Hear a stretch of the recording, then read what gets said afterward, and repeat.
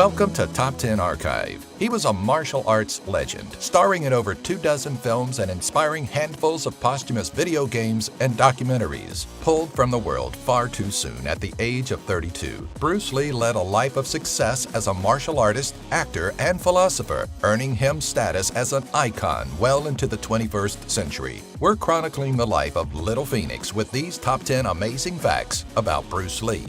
Number 10. Bruce Lee, Cha-Cha Master.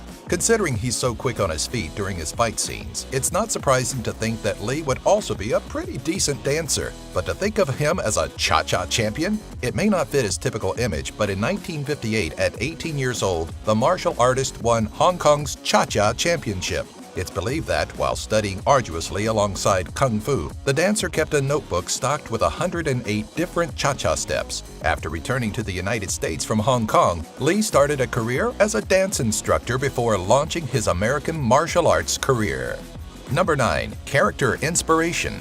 People with very specific Hollywood images are bound to provide inspiration for somebody down the road, and when it comes to the very iconic Bruce Lee, there seemed to be no shortage of video game characters that were quite obviously drawn in his image. Small-time characters like Fatal Fury's Han Fu, Jan Li from Dead or Alive, Wang from China Warrior, and World Heroes Kim Dragon all bore striking resemblances to the famous martial artist. Larger franchises, such as Tekken, rather obviously recreated Lee in digital form, giving his persona and look to the fast-footed Forrest and martial law. Other characters that have Lee to thank for their inception include League of Legends' Lee Sin, Oolong from Yi Kung Fu, and even Hitmonlee from Pokemon.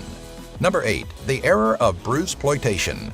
After Bruce Lee passed away in 1973, lowbrow filmmakers saw an opportunity to recreate his image and popularity with look-alike actors, or Lee-alikes. What spawned from this concept was Bruceploitation, an era in China and Hong Kong during the 1970s that saw a multitude of martial arts films aiming to cash in on Lee's fame and success. Leeching off of the late actor's notability, some actors, including Tadashi Yamashita, Wang Qinglong, and Benchley, took on stage names that were typically just different spellings of Bruce Lee.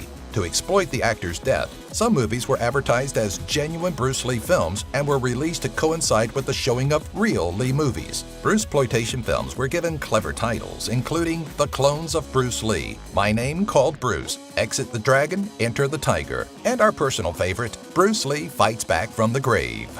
Number 7. He was terrible behind the wheel. The man may have been a master of throwing punches, but if rumors from his closest acquaintances are true, the martial artist was a pretty bad driver. Attributed to his poor eyesight, the actor who ironically played the Green Hornet's proficient wheelman and sidekick, Kato, was so bad behind the wheel that he often asked former student Steve Golden to give him a ride. In an interview with Golden, the martial arts teacher revealed that Lee didn't own any sort of fancy foreign vehicle and had branded his car with a sticker that read, "This car protected by the Green Hornet."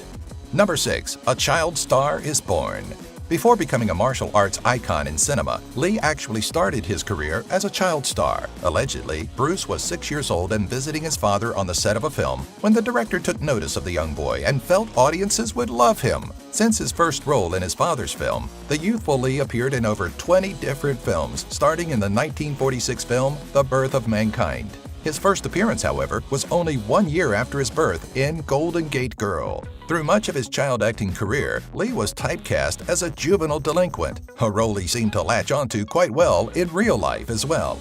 Number 5. The pen is mightier than the fist. When we think of Bruce Lee, we picture the muscular actor that threw punches said to be too quick for the camera. But the fighter was far more than a small ball of aggression with hand-to-hand prowess. In fact, he often lowered his fist to pick up a pen and write poetry. Yes, poetry, like Robert Frost and John Keats. Even more surprising than the fact that he wrote poetry is that it's actually considered good. Among some of Lee's poetic works are Night Rain, The Hummingbird, All Streams Flowing East or West, Boating on Lake Washington, and The Silent Flute, which Lee translated into a screenplay that later inspired Richard Moore's The Circle of Iron. Number 4. Few fights under his belt. Though he was known for his ability to fight, Bruce Lee didn't actually leave behind much of a professional fighting record.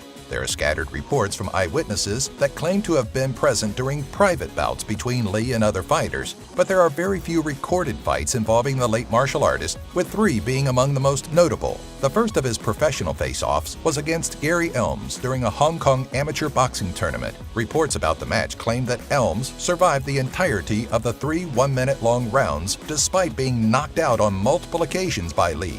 Lee's second fight and victory took place at a YMCA in Seattle, Washington, and was against Yoichi Nakachi. The two allegedly squabbled over which fighting style was better, Lee's Gung Fu or Japanese karate. The actor's third infamous bout was against Wong Jack-man and is famously shrouded in rumors and myths.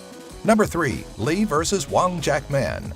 That Bruce Lee and Wong Jack-man squared off against one another is undeniable, but the events of the one-on-one quarrel have turned into a jumbled mess and have been a subject of debate between Lee and Wong Jack admirers. As legend has it, Lee caught flack from the Chinese martial arts community for taking on students that were not of direct Chinese heritage, and, in response, was challenged to fight Wong Jack-man for his right to continue teaching as he wished. According to Wong, this was far from accurate, and the fight started as a challenge made by Lee. Depending on who you listen to, the fight only lasted 3 minutes, with Lee pummeling Wong to victory. Those on the other side of the ring timed the fight to 25 minutes and claimed it ended with both fighters equally as exhausted. Regardless of what happened, Lee continued teaching just as he did before the bout. Number 2. A star-studded funeral. After his unexpected death, Bruce Lee's funeral served as a reunion for many of the people he trained and worked with. Along with Bruce's brother, Robert, close friend Peter Chen, and American martial artist Daniel Arca Inosanto and Taki Kimura, the late actor's casket was carried by 4 pallbearers easily recognizable on the silver screen. Assisting in carrying the martial artist's casket were action stars Steve McQueen, Chuck Norris, James Coburn, and former Agent 007 George Lazenby. Each of the 4 actors knew Lee for his acting and martial arts prowess, even learning a few things from him over time, but also grew to befriend him. Number 1. Controversy and curses. On July 20, 1973, actor and martial arts expert Bruce Lee suffered a brain edema allegedly caused by a reaction to pain medication and passed away. After his death, Lee became a cultural icon and was well remembered through the posthumous release of Enter the Dragon, but there loomed questions on many minds regarding the sudden passing of such a young star. Rumors started to surface that Lee had either been murdered by the Triads, the Italian Mafia, or succumbed to a curse that was placed on him and his family. Supporting claims of a curse on the Lee family was the sudden and accidental death of Brandon Lee, who was shot on the set of The Crow. Post-mortem, it was found that he had earlier ingested cannabis leaves, adding to the far-fetched theory that the cannabis reacted with the medication.